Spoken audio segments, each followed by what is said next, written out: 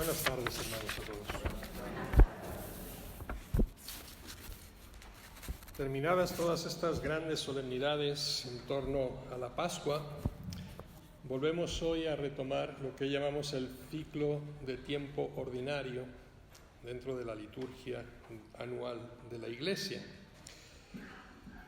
Y nos pone la liturgia precisamente en torno a un tema fundamental en la vida cristiana, que es la vocación, la llamada, la elección y sobre todo lo que va a ser la impronta natural del cristiano, es decir, del que ha seguido a Cristo, que es la misión para realizar.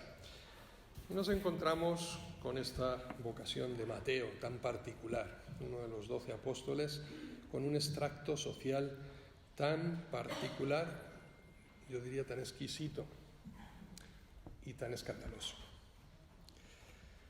Quiero empezar, antes de meterme con Mateo, llamándoles la atención o repitiendo la idea que ustedes han escuchado en la primera lectura del profeta Oseas, cuando nos dice precisamente: anden y aprendan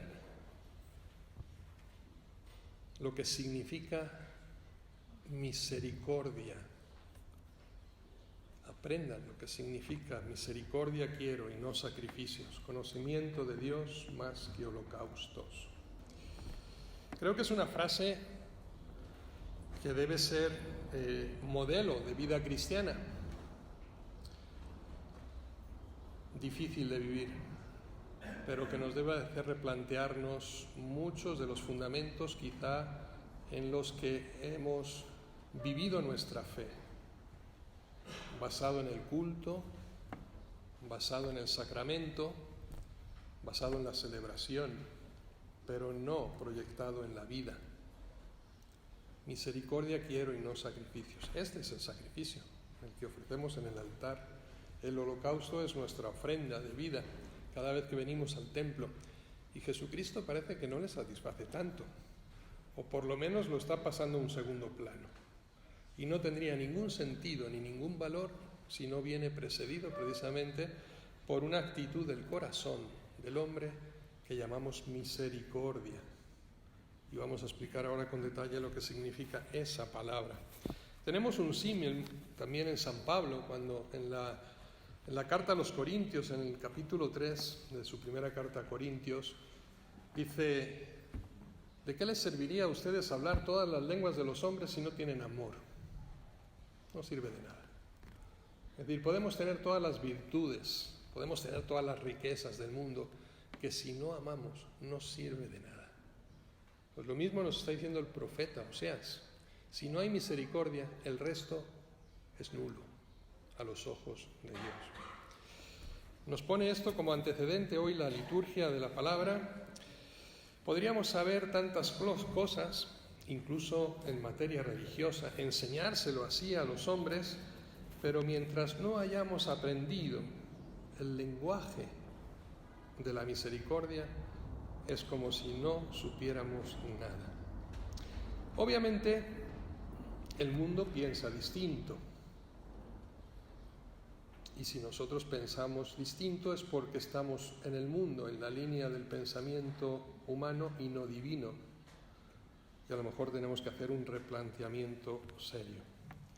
El mundo piensa que uno tiene su currículum en regla para cierto cargo, porque quizá haya egresado de la universidad más prestigiosa, y eso es apreciado por el mundo, porque ha hecho su licenciatura, su doctorado, sus maestrías, porque tiene y trae una experiencia de trabajo quizá en las mejores empresas, etc.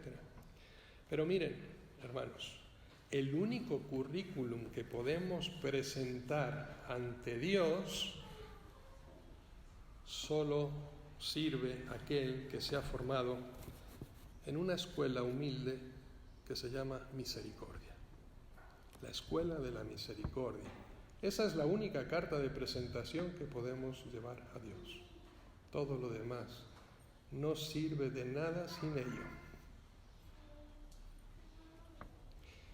Ante Dios, uno por tanto sería un analfabeto si no aprende a leer, a escribir, a hablar y a actuar en términos de misericordia.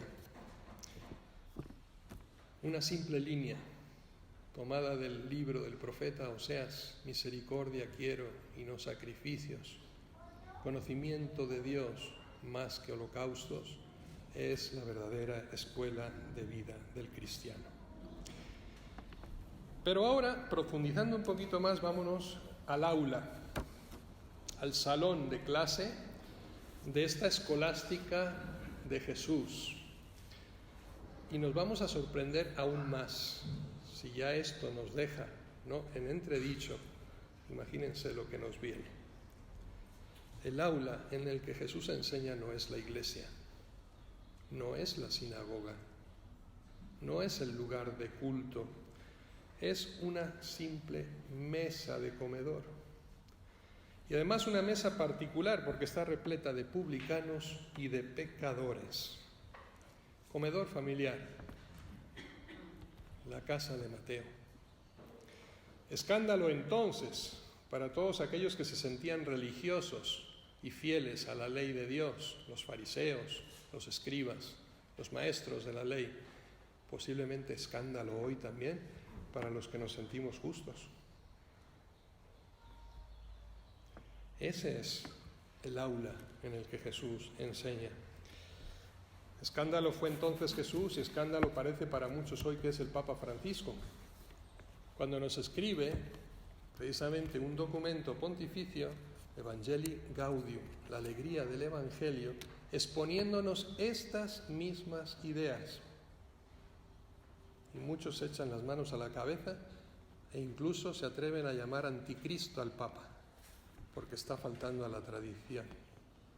Y no será que habrá que cambiar la tradición, como Jesús cambió la de los fariseos. Dice Evangelii Gaudium, número 27. El título que pone el Papa es La impostergable renovación eclesial. Impostergable renovación eclesial. Y deberíamos preguntarnos, ¿estamos dispuestos a cambiar? ¿Queremos cambiar? ¿Hay algo que cambiar? ¿Algo hemos estado haciendo mal y hay que corregirlo? Esto es lo que el Papa pretende que nos cuestionemos. Y dice así: sueño con una opción misionera capaz de transformarlo todo para que las costumbres, los estilos, los horarios, el lenguaje y toda estructura eclesial se convierta en un cauce adecuado para la evangelización del mundo de hoy, para la evangelización del mundo actual, más que para la autopreservación. Mientras no me pase nada a mí, todo está bien. Y qué bueno es Dios. Pero ¿es capaz de arriesgarlo todo por Dios y por el Evangelio? Esa es la vocación y esa es la llamada. No solo la de Mateo, la de todo cristiano. Dar testimonio con su vida de la verdad y confrontar al mundo de la mentira y del odio con el amor, con la experiencia de la misericordia. Y un poquito más adelante, en el número 49, dice el Papa Francisco: salgamos a ofrecer a todos la vida de Jesucristo. Prefiero una iglesia accidentada, herida, manchada por salir a la calle, antes que una iglesia enferma por el encierro y la comodidad de aferrarse a sus propias seguridades. ¡Qué fuerte! Fuerte Jesús, metiéndose en la casa de Mateo. Escándalo para muchos. Qué fuerte hoy el Papa cuando nos dice esto. ¿No? ¿Y qué vamos a hacer? La pregunta que tenemos que hacernos. Miren, en la mesa de los pecadores, y solo ahí se llega a comprender el significado de esta frase: misericordia quiero y no sacrificios. Posiblemente cuando lleguemos ahí a la puerta del paraíso, no sé si estará Pedro o no, quién estará. Dicen que hay una puerta trasera donde está María y da paso más fácil, ¿no? Pero no nos van a preguntar a lo mejor: ¿estuviste en misa el domingo? ¿Con cuánta devoción comulgaste? No, te preguntará, tuve hambre y me diste de comer, tuve sed y me diste de beber, estuve desnudo y me vestiste, fui peregrino y me acogiste, me hospedaste, estuve en la cárcel y viniste a verme. Es decir, realmente vivimos como cristianos conforme a la palabra del Evangelio. Por tanto, es ser iglesia misericordiosa. ¿Qué significa misericordia? Es un compuesto de dos palabras, miserior cordis, es decir, el corazón puesto en la miseria humana. Dios no duda en poner su corazón en lo más miserable, en lo más pecador, en lo más sucio. Se rebaja a eso. El problema es que cuando nosotros vemos ese pecado y esa suciedad, la señalamos y nos apartamos de ella, en vez de ir a sanarla. Y ese no es el camino del cristiano. Ese es el camino del pagano. Esa es la misericordia, poner nuestro corazón en la miseria, acudir a la mesa de los pecadores. Eso es lo que va a provocar la conversión de Mateo. El sentirse aceptado y querido tal y como es, sin ningún señalamiento, sin ninguna exclusión. Sin sermones, sin doctrina, sin reclamos, solo comiendo con ellos. Esta fue la evangelización que hizo Jesús. Comer con ellos, sentarse, rebajarse a su nivel. ¿Cuánto duró la conversión de Mateo? Lo que duró una comida en su casa. Lo que duró la comida en su casa. Pero sin marcar las distancias. Jesucristo se acerca, sin provocar disgusto, sin señalar diferencias, sin sentirse incómodo en medio de ellos, que posiblemente fue lo más importante, y lejos, sobre todo, del escándalo de los justos, entre comillas, lejos del escándalo de los fariseos, aceptándolos tal como son, sin señalar su mala reputación, sin hacer cuenta de su oficio tan perverso en aquella época, su conducta, es decir, abre su corazón al arrepentimiento, miserior cordis, simplemente con la cercanía, mostrando el amor. Les ofrece un rostro franco, una mirada sin prevenciones, sin escudos. Les tiende la mano sin repugnancia. Este es Jesús con el pecador. Y saca precisamente desde esa actitud lo mejor que hay en cada uno de ellos. No solo Mateo, que es el ejemplo que nos pone hoy el Evangelio, todos aquellos publicanos y pecadores que estaban con él seguramente se cuestionaron muchas cosas en su vida, sin ser señalados. Pero cuando uno vive en la mentira, en la oscuridad, en el odio, y te paras delante de la bondad, del amor y de la justicia, necesariamente te cuestionas tu vida, te cuestionas el mal que hay en ti. Y eso es lo que hace Jesús, precisamente sacar lo mejor que hay en cada uno de ellos. Jesús levanta precisamente todas esas barreras que limitan el acceso al Dios de la misericordia. Rompe las barreras que la iglesia institucional judía entonces había conformado. Lo importante del culto en Jerusalén era que tú fueras y depositaras tu ofrenda en el altar, que echaras tus limosnas ahí en el templo, que compraras el corderito o la vaca para ofrecerla en el altar del sacrificio. Misericordia quiero y no sacrificios. No quiero sangre de holocaustos, nos dice Dios. Lo que quiero es un corazón contrito y humillado. Ese es el verdadero culto a Dios. De tal manera que no solo saca a Mateo de la mesa de los recaudadores, sino que yo me atrevería a decir que saca incluso a Dios de esa perspectiva que muchos han tenido de ser un Dios recaudador y exigente de impuestos. Como que le tenemos que pagar. No, a Dios no se le puede comprar con dinero, no se le puede comprar con ofrendas, se le puede ganar el corazón con amor. Es la única forma de ganarnos el aprecio de Dios. Hay una cierta mentalidad religiosa que ve y quiere siempre un Dios recaudador. Y Mateo no, acaba con eso. Pero no se puede comprar a Dios. Mateo, a partir de ese momento, se convierte en apóstol. Y apóstol significa enviado. Enviado, inmediatamente. Y me interesaría comentarles simplemente, estoy recopilando aquí una información que tenía de años atrás, el decálogo del apóstol, es decir, el decálogo del verdadero cristiano. Esa llamada y esa vocación que todos hemos recibido, cada uno en nuestra propia circunstancia de vida, igual que Mateo, tiene unas condiciones y unas particularidades que nosotros deberíamos de empezar a considerar y a poner en práctica. Y yo elaboré este decálogo. Primero de todo tenemos que darnos cuenta de que lo que nos va a definir como cristianos, es decir, lo que nos va a definir como personas, es la vocación, la misión, la actividad. Eso es lo que nos define como lo que somos, y no al contrario. No es la llamada la que define la misión, sino la misión la que define mi identidad. Hemos sido elegidos por Dios para estar con Él y para ser enviados a proclamar el Evangelio al mundo entero. Esa es sencillamente la vocación del cristiano. Somos enviados.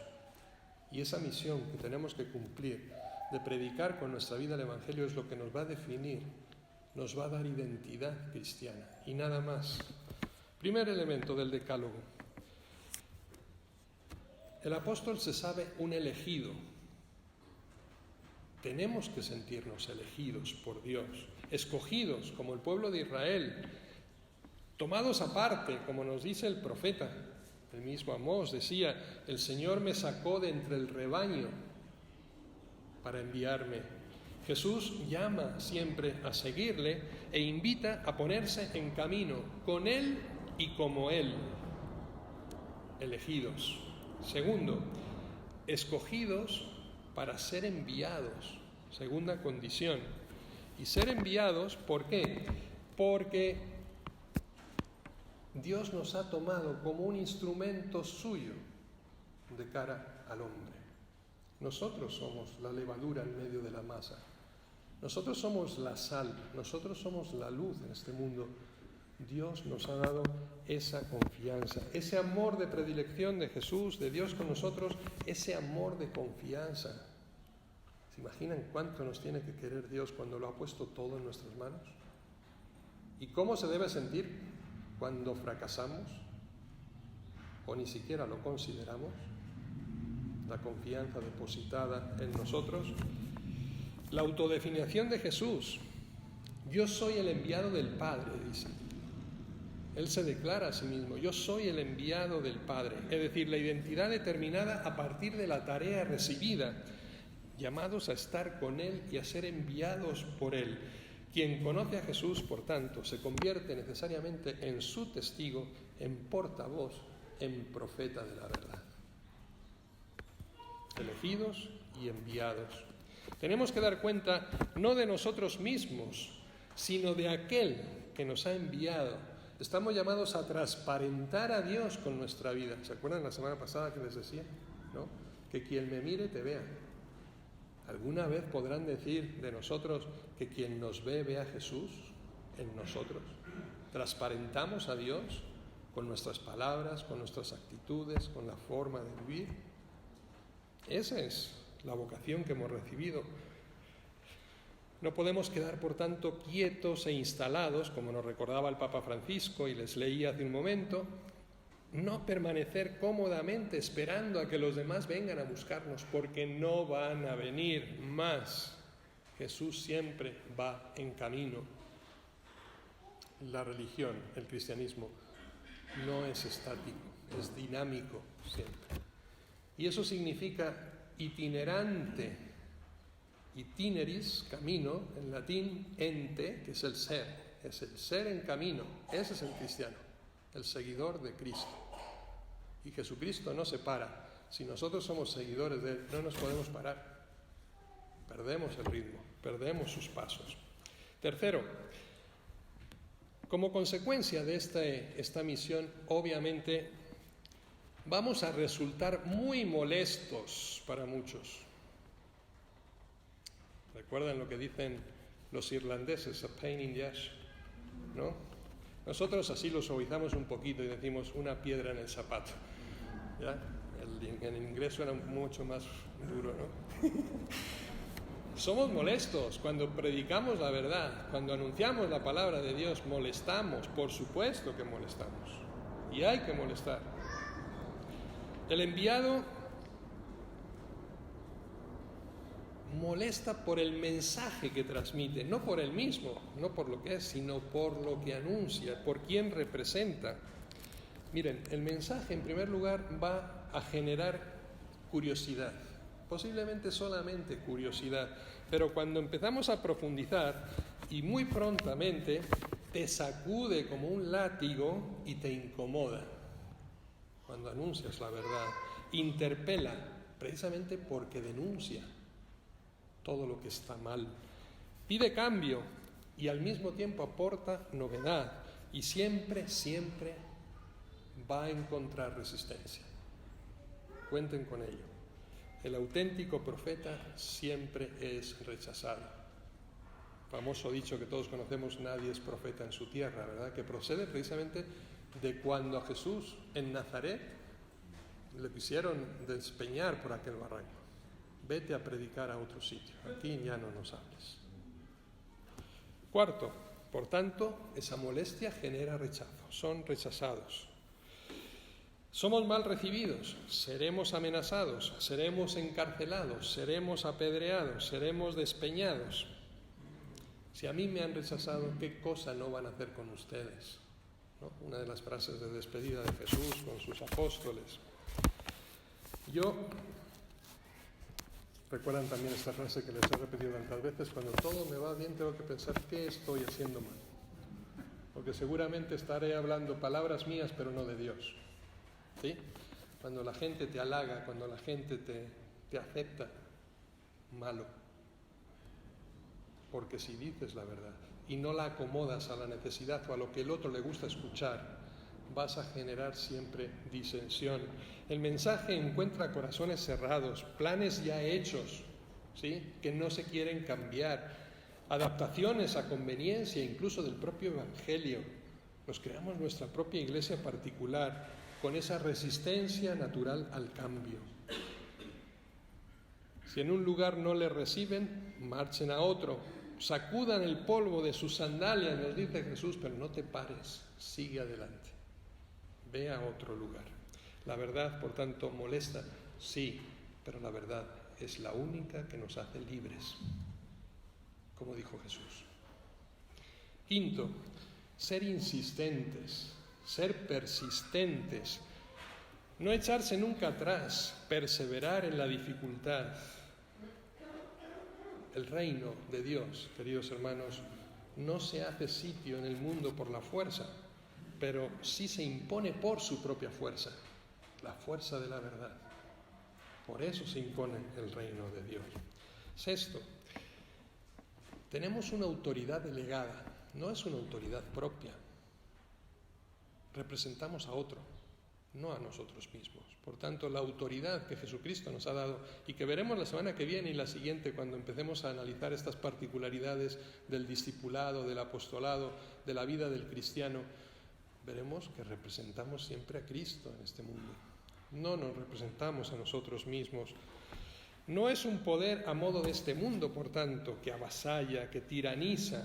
Es una fuerza de servicio, de poner nuestra vida al servicio de los demás. El jueves pasado celebrábamos el Corpus Christi, día eucarístico por antonomasia. Pero si nosotros nos centramos en profundidad en el mensaje de la Eucaristía, aquella que Jesucristo celebró en Jerusalén por primera vez y que nos pidió repetir. Recuerdan que en alguna ocasión les he dicho que la única vestimenta litúrgica que había en aquella cena, en aquella primera Eucaristía, no era una casulla, no eran un alba, no eran manteles sobre un altar, era una jofaina y una toalla. Jesucristo se quitó su capa Se vistió una toalla, cogió una jofaina y se puso a lavar los pies a sus discípulos. Claro, esa parte de la Eucaristía no nos gusta. Que nos pida que lavemos los pies al hermano, que nos postremos y nos humillemos ante el otro, que además es un pecador. No, esto no. ¿Qué dice Pedro? No me lavarás los pies jamás, si no, no tienes parte conmigo, le dice Jesús. Si no me dejas lavarte, no tienes parte conmigo, porque ahí es donde te voy a purificar. Entonces, si se dan cuenta, la Eucaristía es servicio, es una llamada a poner nuestra vida al servicio de nuestros hermanos, nunca para la propia gloria.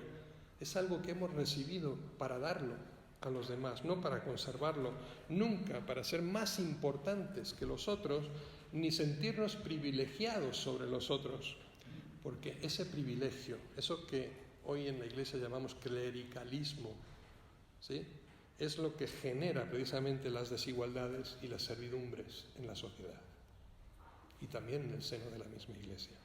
El antitestimonio. No hay cosa más fea que aparte a la gente de Dios que nuestro antitestimonio de vida. Cuando predicamos una cosa pero luego vivimos otra. Séptimo, es una acción liberadora. Esto lo vamos a ver precisamente la semana que viene en el Evangelio. Somos enviados para sanar, para curar todo tipo de enfermedades, para expulsar incluso a los demonios, para resucitar a los muertos, dice Jesús. Esa es la razón de nuestro envío. Y no solo los médicos tienen que curar a los enfermos, todos tenemos la capacidad de curar el alma de nuestros hermanos. Todos. Y hemos sido llamados precisamente a eso. Actuar en contra de las fuerzas del mal. Y tenemos que saber dilucidar y discernir bien, porque cada generación, no cada tiempo, tiene sus propios demonios, tiene sus propios males y tiene sus propias esclavitudes. No son las mismas las que vivimos hoy que las que vivíamos hace 20 o 30 años, las que vivieron nuestros padres hace 50 o 60.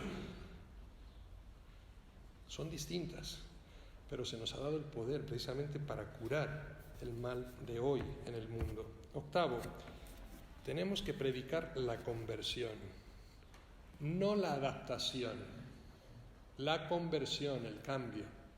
Si Jesucristo se sentía bien con el pecador, no era porque eran pecadores, era porque quería cambiarles, sacarles de esa situación de pecado y atraerles al bien y a la verdad. Cuidado, porque ese es el malentendido de mucha gente. Cuando criticamos al Papa por su actitud, porque se pone a escuchar a un joven de 15 años que le dice, oye, ¿qué tiene mal ser homosexual? Y dice, ay, ¿cómo el Papa se pone en el nivel de uno? Hay que escucharle, hay que llevarle, hay que confrontarle con la verdad, sin denunciar lo que está haciendo mal, sino que él mismo empiece a abrir su corazón y que se cuestione por qué está mal lo que hace. Eso es lo que nos enseña a hacer el Papa. Eso es lo que hace Jesús con Mateo y con todos aquellos publicanos. Anunciar y predicar la conversión del corazón. Arrepentíos porque el reino de los cielos está cerca. Pero cuidado con que queramos adaptar precisamente el Evangelio y las palabras de Jesucristo a nuestra propia conveniencia.